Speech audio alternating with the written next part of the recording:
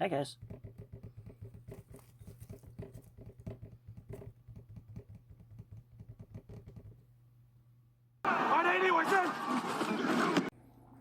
What's up, Eagles Nation? What's going on in NFL world? How you doing, Division Rivals? This is Steven Hyder, Gate City Sports Channel. Sports Channel where the cerebral NFL fan comes for about 10 minutes of daily content. What's up, guys?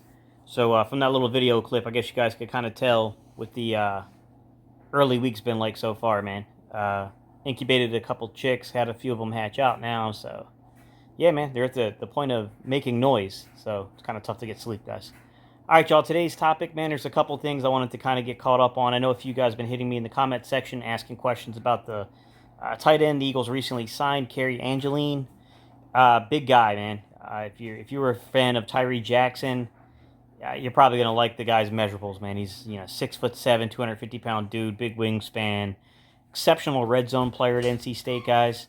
I will say he's a better than average route runner. He'll surprise you with how nuanced his route running is, but he's not explosive like Tyree Jackson is. Tyree Jackson's got a little bit more athleticism to him, a little bit more explosion than what you're going to get out of a Cary Angeline. Sorry, guys. Um, Young man that spent a couple of years at USC and then ended up transferring over to NC State. I mean, big target, big guy, big red zone target. If you're asking me the percentages or the chances that this young man makes the roster, would seem pretty unlikely. I would love to have another NC State guy make the Eagles roster, guys. Don't get me wrong, but this late into camp, man, even if he really shines, it's kind of hard. But I think if you're this young man, your goal is not to make the active roster because it's going to be really difficult to do that. You should be looking to get a paycheck, right? You should be looking to get on a practice squad. Um, so we'll see what he can do, guys, in game. Like I said, not particularly athletic. Definitely a good red zone target guy. He's a better route runner than what people would think. Doesn't have that elite top end athleticism though.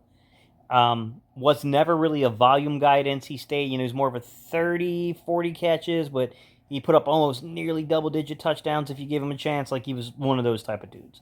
Not a high-volume reception guy, though. 7 of his first 11 under 100 yards, but does have the touchdown.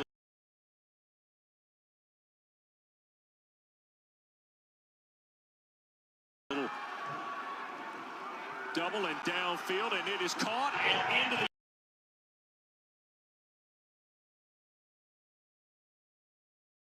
the on time. 2nd and a half dozen.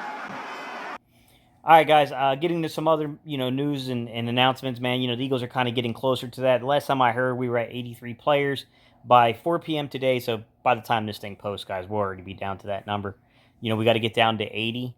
So, I think we're getting down to the point where there's only really a few undrafted rookie free agents remaining on the Eagles roster, after these last waves of cuts that happen. So last I heard, guys, that the people we still have left on the roster are my guy, Owasika, still on the roster.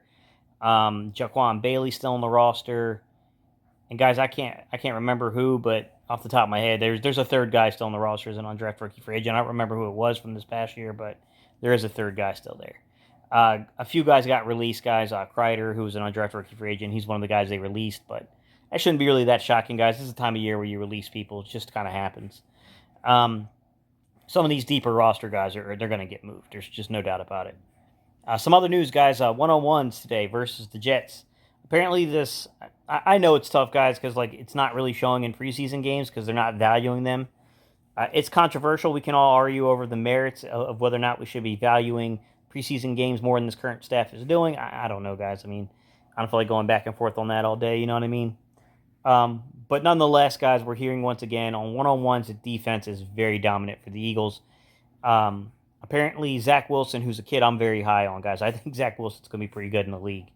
Zach Wilson got the pressure turned up on him. Pretty good at getting the ball at his hands from what I'm hearing, but nonetheless, he faced a real legit, defensive line for the first time, and he struggled. He was having some trouble out there with Fletch and the guys. So good news to hear from the Eagles' perspective that when our defensive line is lining up on guys, at least for the AFC East in these joint practices, it's been disruptive and it's been a problem for teams to try to block it down. I still think we got to talk eventually, guys, about the depth. I mean, we still have depth issues there, but I think it's more so at defensive tackle than defensive end. But that first team unit there and that second team unit on the defensive ends is pretty dang good from what I'm hearing.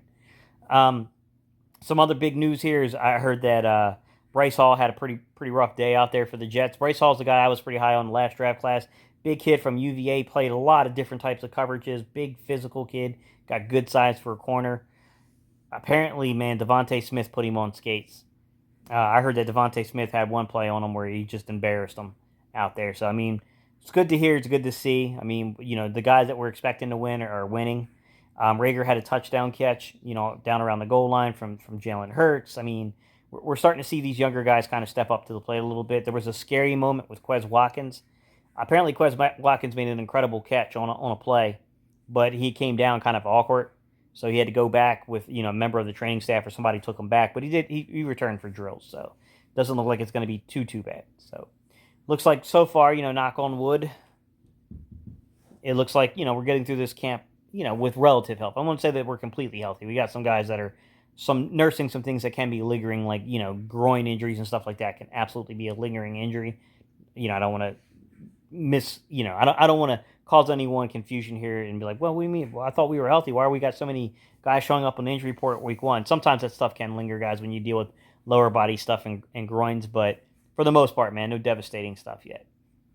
Apparently, Jalen Hurts looked okay. Looked pretty good coming back. He got back into practice, I think, Sunday. It was either Sunday or it was yesterday he returned again finally, but came down there. You're hearing some big things from guys like Rager. Rager pointed out specifically Jalen Hurts as one of the best players on the football team, and basically threw some confidence behind his quarterback, saying that he thinks that he's going to surprise a lot of people and he's going to have a really big year this year. Man, I hope so, because if Jalen Hurts proves to be the long-term solution for the Philadelphia Eagles at quarterback, we're in a really good place, guys, come the draft. And we do need to be in that good place. We definitely do, because we have a lot of complex contract things coming up, especially on the strength of this team, which is the defensive line, and at some other areas, man. We got some complex issues that are going to be rising. So we're going to need a lot of draft picks to help kind of shape this roster for the long term, past just a year or two. So Jalen Hurts, every day kind of taking these small little incremental steps to become a solidified player in the league. And I think it's past that. I think Jalen Hurts has already proven himself to be, in my consideration, at worst, he's going to be in the realm of a starting quarterback in the National Football League. I don't think that, to me, that's not really the discussion. I think the discussion is whether or not this young man can eventually develop into a top 12 quarterback. I think that's the larger discussion that's at hand here, is can we get this young man to keep progressing forward into the realm of becoming a top 12 quarterback? Because if you can get one of those guys out of the second round, you're in a good spot as a franchise, as an organization. Nothing's ever guaranteed, guys. We know that. I'm not saying that he is that. I'm saying that we're seeing small baby steps towards that kind of outcome. You know what I mean? So, hey, it's pretty cool to see, guys. Last thing I've heard from camp is that, there's been some kind of back and forth about the secondary. I'm hearing that, we got guys on the first team, with Nelson and Maddox and Slay that are doing really well, but, there's definitely some issues with the depth at safety. We don't really have that veteran presence for the third safety role. We don't really have, McPherson is a young guy. McPherson is still working his way up. We really don't have that dependable third outside corner. I think we're okay with I saw some guys are expressing some concern about, having guys like Maddox and Josiah Scott in the slot, but I think we're okay in the slot. I'm more so concerned about that third outside corner role, and I'm more so concerned about the third safety role, and on defensively, the interior more than anything, the defensive tackle depth and third and fourth guy. But that's my thoughts, guys. I appreciate y'all tuning in. I want to know, what do you think, guys? What have you learned from this camp, guys? What do you think about the depth? Like I said, guys, I'm a little concerned about that third safety, not having a veteran guy, not really having a proven commodity out there as the third outside corner, and then the depth at defensive tackle. To me, those are the areas that concern me more, but I want to know your thoughts, guys. What do you guys think? What did you guys learn from this camp so far, guys? I know we haven't had a lot of access, and that sucks. But all right, y'all. Catch y'all in the next video.